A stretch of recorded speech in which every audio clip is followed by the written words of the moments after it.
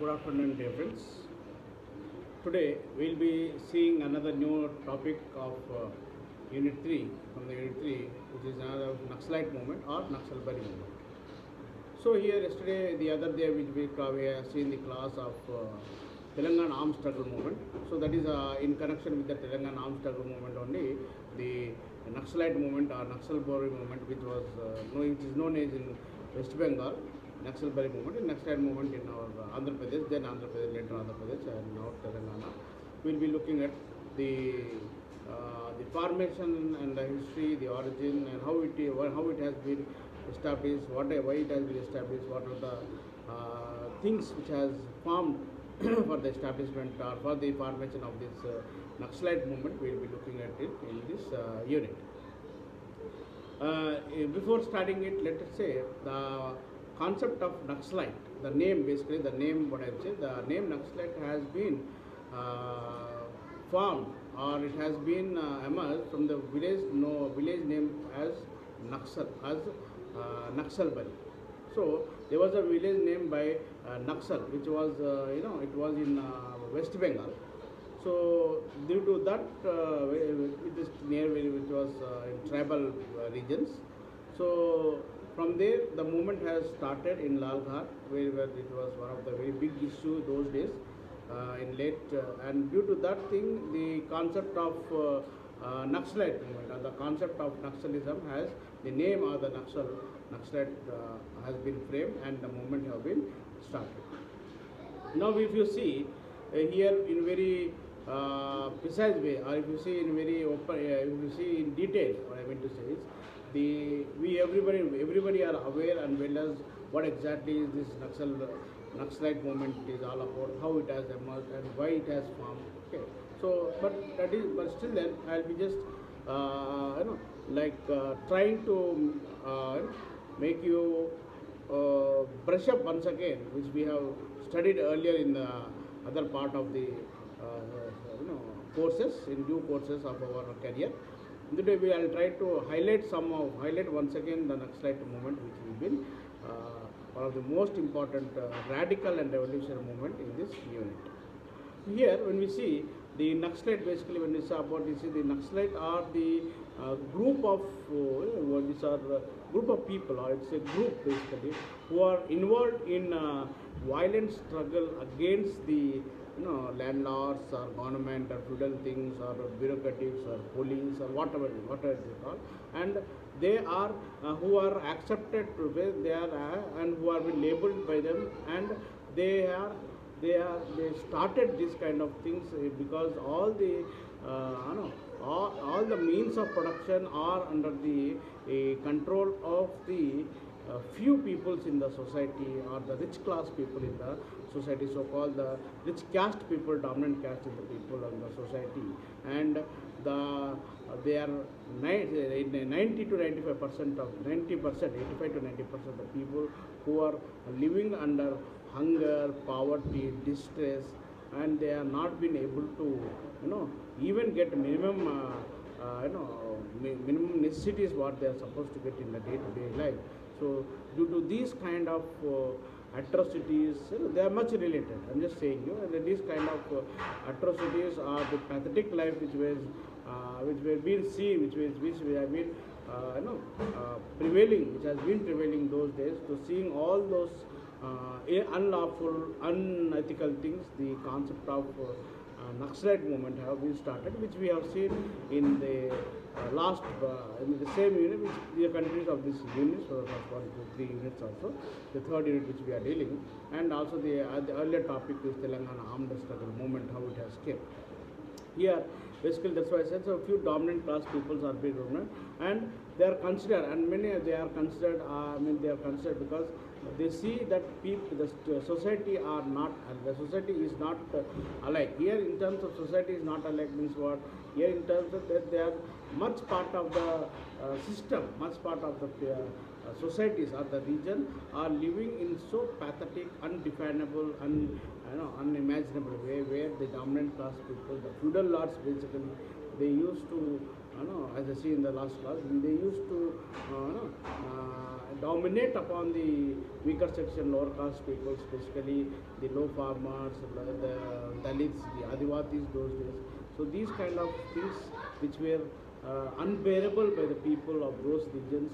So in terms of people, it's a people movement, it's an agitation which has formed and which has taken place, and it has shown it's a very violent process or violent method or violent agitation in terms of fulfilling their demands, needs, necessities, and acquiring their rights to live, right to work, right to live, and right to freedom. All those things which were curtailed, which were scrubbed, which were buried in the society, one which was enjoyed only under the clutch, which was under the clutches of few couple of peoples in the society, in the system, and they were 95% of the people were buried under their domination.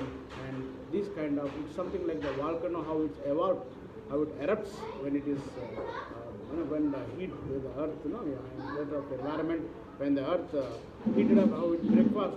In the same way, the concept of Naxalite movement has been evolved. So the root causes, basically, when we see why this has come up, because the root causes of this exploitation or this formation of this Naxalite movement is the exploitation of the working class people or the rich class people, landlords, feudal lords, or the dominant class people, dominant class people and business people upon the weaker section, and other class people, the other sections of the people of the society. So when we look at that, the concept of Naxalite, basically, when we see the origin, okay, it was during the Cold War, where in China, basically, in increasing China means the Cold War period, where it was in different. There was a difference between the China communist government party and also the Soviet Russian, then Soviet Russia, now USA, now Russia, and USSR, then USSR, now Russia. Then the Soviet, there was a difference between their political ideology or the communist movement resulted which have split in the communist ideology, or which are split in this communist thinking and all over the world. So out of this they emerged the Naxalite movement in India.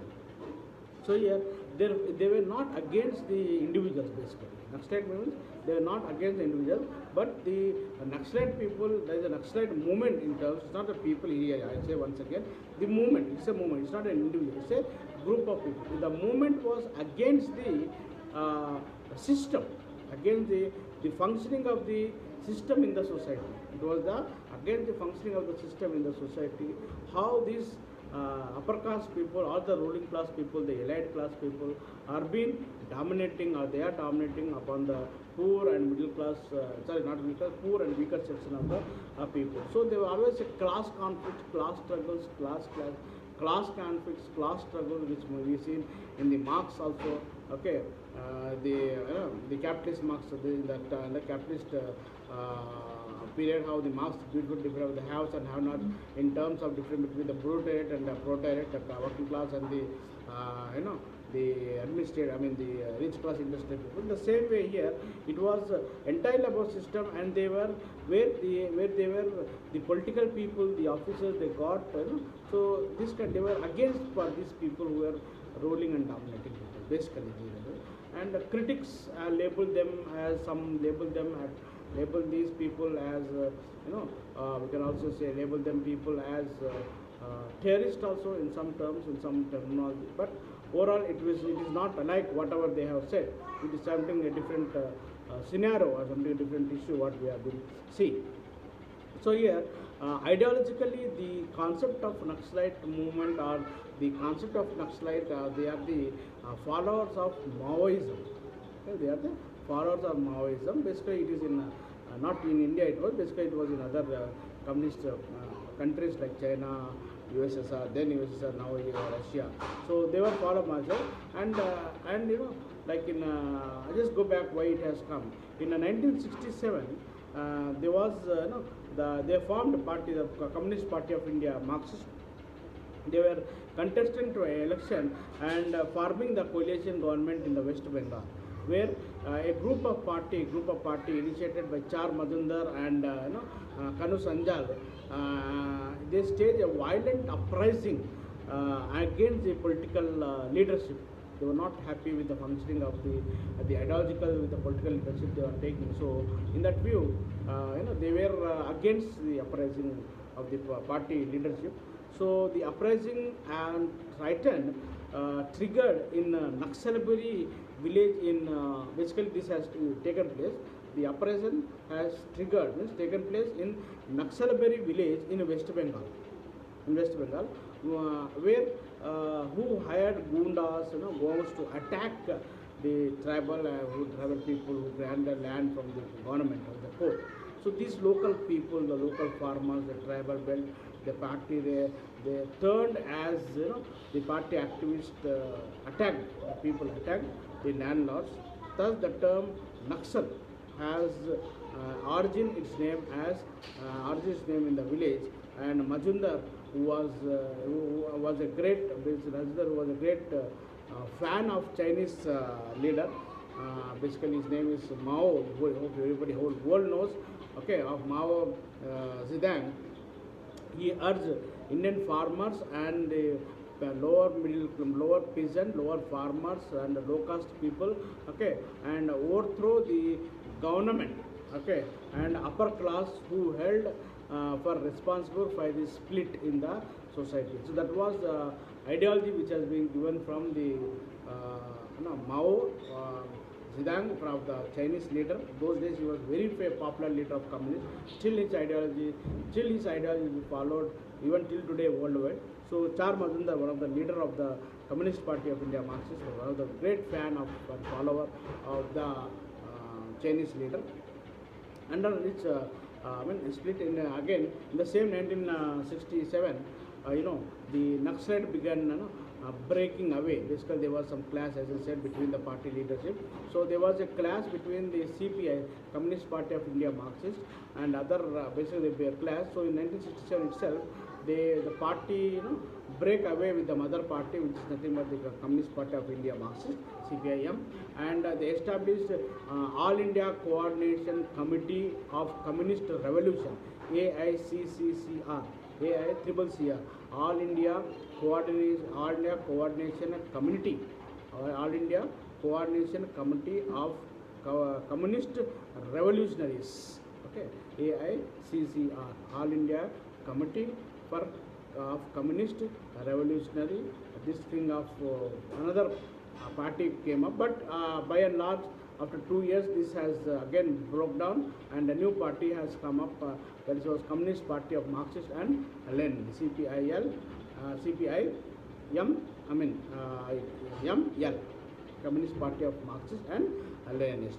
Today, we see the CPIML is a political pre and an actual movement in India. It's a political